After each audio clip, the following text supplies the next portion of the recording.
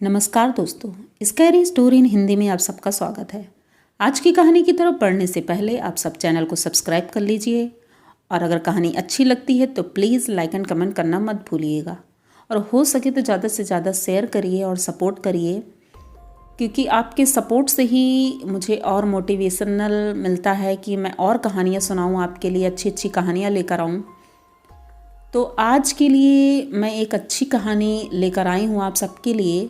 ये कहानी रमेश की है और रमेश जी ने जैसे कि बताया कि वो एक कस्बा है, वहाँ पर रहते हैं। मैं वहाँ का नाम नहीं बता सकती।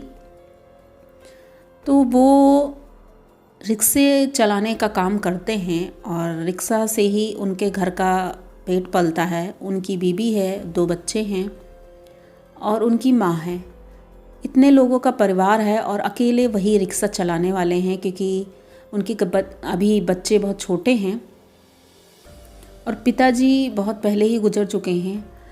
तो उनका यही एकमात्र साधन है जिससे वो कमाई करते हैं और अपना घर चलाते हैं।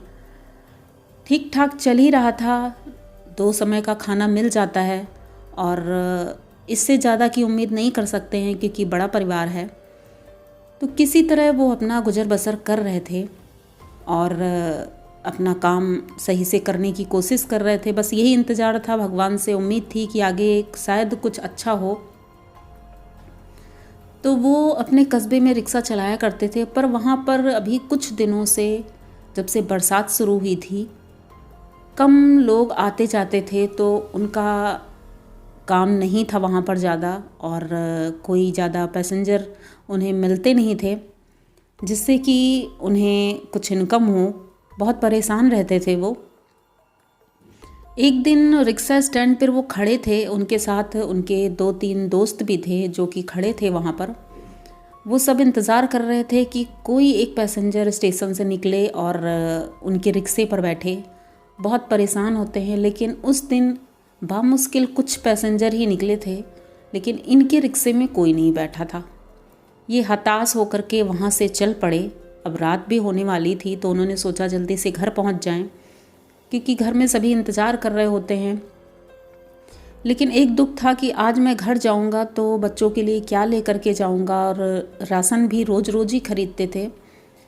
तो ये बहुत दुखी थे। रात का वही 10 बज चुका था और ये अपने घर के लिए अब निकल चुके थे। तो धीरे धीरे चल रहे थे।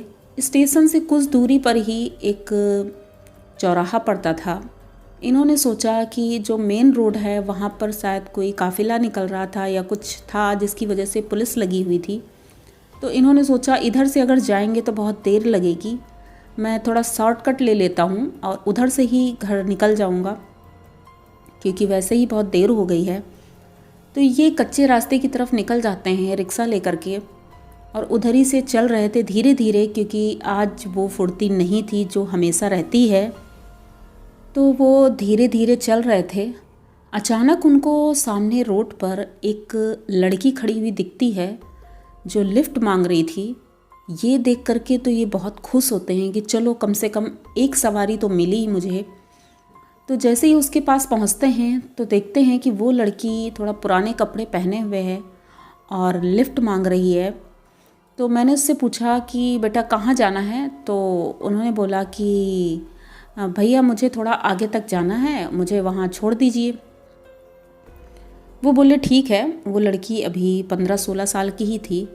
अब रमेश जी मन ही मन सोच रहे थे कि रात इतनी हो चुकी है और ये लड़की यहाँ जंगल में खड़ी है, ये सेफ़ भी नहीं था और पता नहीं कैसे लोग हैं जो इतनी रात में बच्चियों को भेज देते हैं बाहर पढ़ने के लिए, या हो सकता है किसी काम से गई हो, लेकिन पता नहीं क्यों भेज दिया। वो लड़की रिक्शे में बैठ जाती है और ये धीरे धीरे चल ही रहे थे क्योंकि रास्ता कच्चा था, तो धीरे धीरे चल रहे थे संभाल करके। और जैसे ही वो थोड़ा और आगे बढ़ते हैं तो उनका रिक्शा और भारी हो जाता है। अब ये इनको समझ में नहीं आ रहा था, क्योंकि वो लड़की दुबली पतली थी और हल्की सी थी, अभी उम्र भी कम थी। तो पहले तो इतना भारी नहीं लगा था, लेकिन अब क्यों इतना भारी लग रहा है, जैसे कि इसमें 4-5 लोग बैठे हैं। लेकिन फिर भी वो रिक्शा चला रहे थे। और उससे बात करने की कोशिश कर रहे थे, लेकिन वो लड़की अब कुछ भी नहीं बोल रही थी, चुपचाप बैठी थी। और ये पीछे भी नहीं देख पा रहे थे क्योंकि ये तो रिक्शा चला रहे थे। जब वहाँ पर पहुँचते हैं जहाँ उस लड़की को उतरना था, तो जैसे ही ये रिक्शा रोकते हैं और बोलते हैं बेटा यहीं पे उतरना है ना तुमको, और पीछे पलट कर देखते हैं तो कोई भी नहीं था रिक्शे पे। अब ये देख कर के तो ये एकदम चौंक जाते हैं और जब उतरते हैं थोड़ी दूर तक देखते भी हैं कि आखिर वो लड़की गिर गई क्या, कुछ हो तो नहीं गया, क्योंकि मेरे रिक्शे में बैठी थी, अगर उसको कुछ हो गया होगा तो मेरी ही गलती होगी। तो ये थोड़ी दूर तक जाते हैं और देखते हैं, लेकिन वहाँ कहीं भी वो लड़की नहीं दिखती है। अब ये बहुत परेशान होते हैं, आखिर ये क्या था। लेकिन रिक्शे में जब ये देखते हैं तो उसमें कुछ पैसे रखे हुए थे जो शायद उस लड़की ने किराया रखा हुआ था। तो ये वो पैसे उठाते हैं और देखते हैं कि आखिर फिर वो लड़की पैसे रख के क्यों गई जब इसको यहाँ उतरना ही नहीं था, या कुछ अब इनको कुछ समझ में नहीं आता है। और ये पैसे तो उठा लेते हैं, लेकिन वहाँ से अब थोड़ी देर खड़े होकर इंतज़ार करते हैं, देखते हैं कि शायद वो लड़की दिख जाए, लेकिन वो लड़की उन्हें नहीं दिखती है। अभी वहाँ पर बैठते हैं अपने रिक्शे में और फिर से चल देते हैं। घर पहुँचते हैं और घर जा कर के अपनी वाइफ को पैसे देते हैं और बोलते हैं कि आज कोई पैसेंजर हमको स्टेशन पे मिला ही नहीं, तो इस वजह से आज कोई आमदनी नहीं हुई है, बस इतने रुपए ही मिले हैं। तो उनकी पत्नी बोलती है अरे कोई बात नहीं है, कभी कभी ऐसा हो जाता है, आप परेशान ना हो सकता है कल मिल जाए। अब दूसरा दिन होता है, दूसरे दिन भी ये अपने घर से निकलते हैं और उस दिन इनको कुछ सवारियां मिल जाती हैं, जिससे कि वो दिन वो ठीक रहता है। और रात जब होती है तो स्टेशन के बाहर ये खड़े ही होते हैं, तो वहाँ से उनको एक आदमी होता है जो बैग लेकर आ रहा होता है। तो ये दौड़ कर जाते हैं, उससे पूछते हैं भैया कहाँ जाना है, मैं आपको छोड़ दूँगा।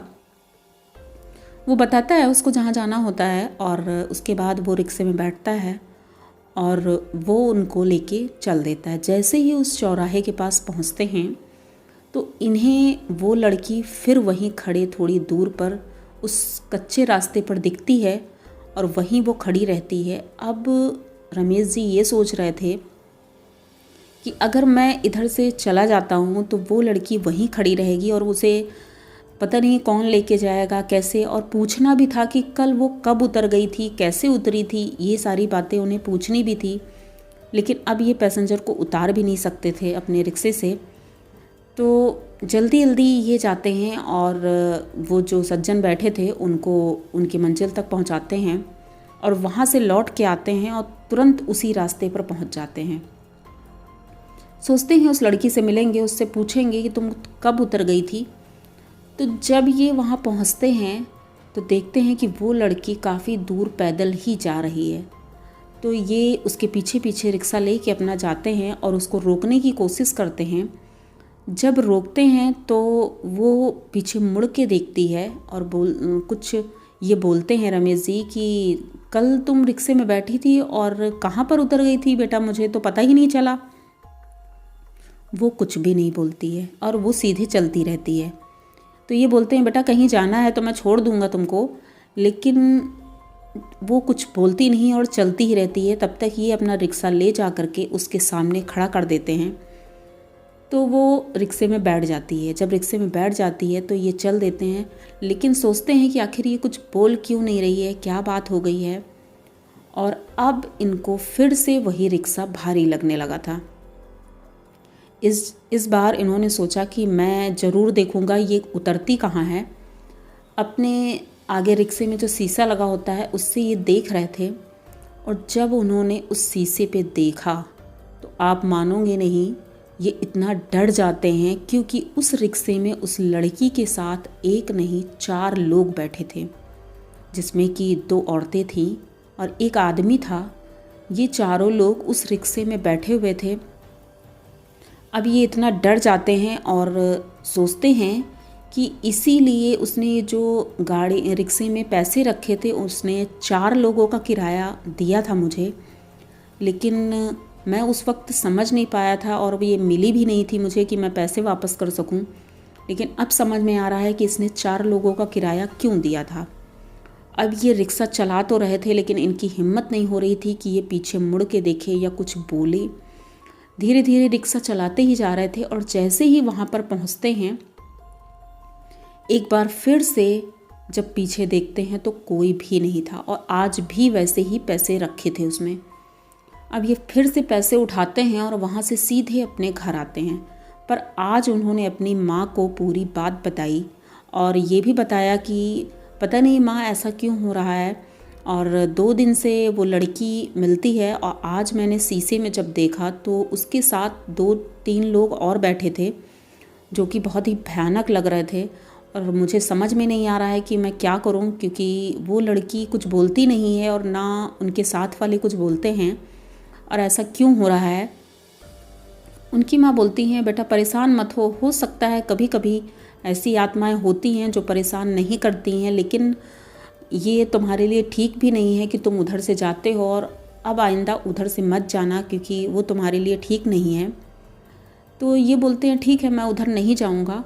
तो दूसरे दिन ये उधर से नहीं जाते हैं और तीसरा दिन जब आता है तब ये फिर जब चौराहे के पास पहुंचते हैं तो इनको वो लड़की दिखती है और अजीब तरह से इनको घूर रही थी।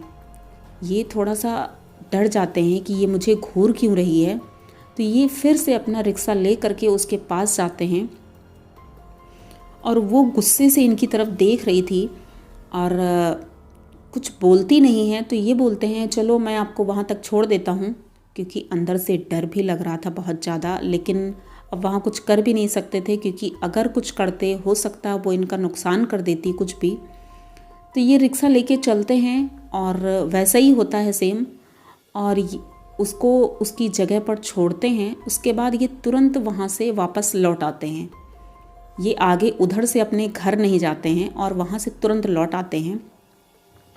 लौटने के बाद चौराहे पर आते हैं तो चौराहे पे जो चौकीदार वहाँ टहल रहा था उससे ये बात करते हैं और पूछते हैं क्यों भैया यहाँ पर ऐसा कुछ आपने कभी देखा है, क्योंकि मैं जब भी रिक्शा लेकर जाता हूँ तो यहाँ पर एक लड़की मिलती है और शायद उसके साथ में 3 लोग और रहते हैं और मेरे साथ ऐसा ऐसा होता है।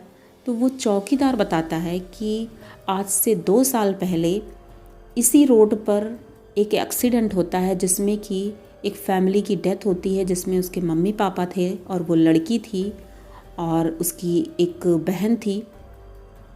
4 लोग थे जिनका एक्सीडेंट हुआ था और अक्सर वो लोग यहाँ दिखाई पड़ते हैं, पर हाँ किसी का नुकसान नहीं किया उन्होंने, लेकिन दिखते हैं वो लोग।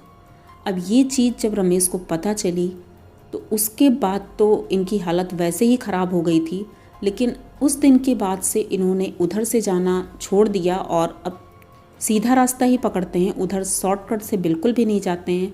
तो ऐसी कुछ एहसास हो जाते हैं लोगों को कभी कभी और डर तो लगता ही है।